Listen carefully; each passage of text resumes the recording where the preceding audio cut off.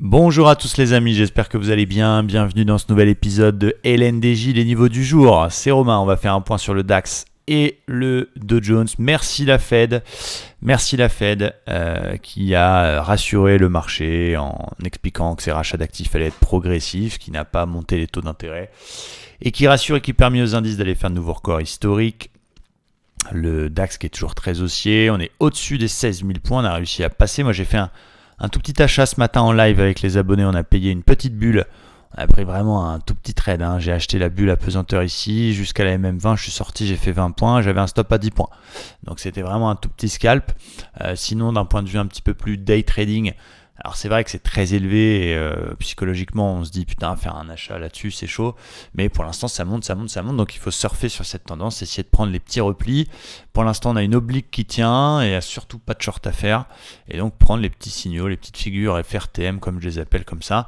Là j'ai pas vraiment de plan prêt à l'emploi, j'ai envie de vous dire à vous proposer, parce qu'on est quand même très haut, et vous faire ouvrir un swing à l'achat à 16 025 pour viser quoi, on ne sait pas, puisqu'on est plus haut avec un stop sous le plus bas, ça peut se tenter, mais ça reste un petit peu à l'aveugle. Vous voyez, si j'achetais maintenant de nouveau, je mettrais le stop sous le plus bas et j'irais viser je sais pas quoi, parce qu'on est sur les plus hauts. Donc j'aimerais bien qu'on ait à un moment donné un petit repli.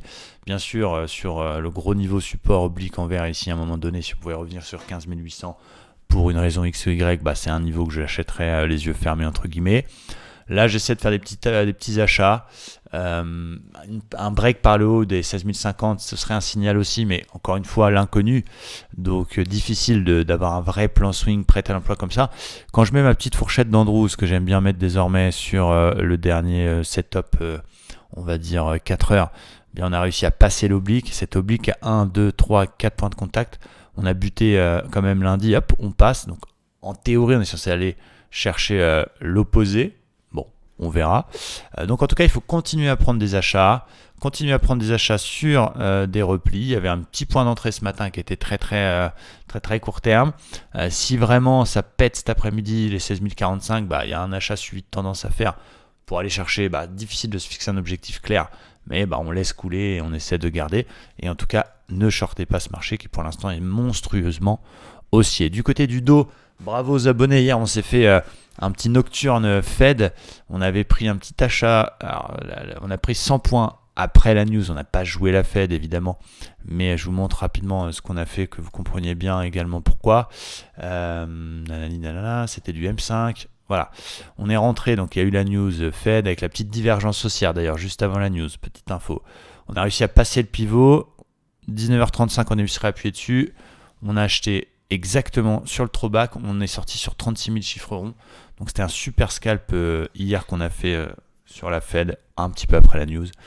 On a fait plus de 100 points, ça a rattrapé la journée puisque la session de scalping n'avait pas été super bonne avec une perte de 50 points. Donc ça permet d'être positif, c'est absolument génial.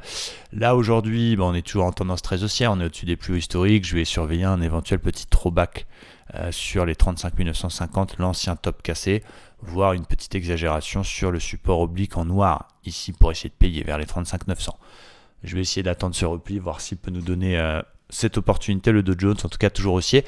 Attention quand même à cette petite vague de Wolf, 1, 2, 3, 4, 5, qui pour l'instant est tout justement activé. Bon, voilà, c'est un signal, j'ai peut-être pas envie de le travailler lui directement, mais il peut nous donner un repli un peu plus important. Voilà, je pense qu'il faut continuer à payer ce marché qui monte, pas de signaux de retournement, 36 000 qui est cassé.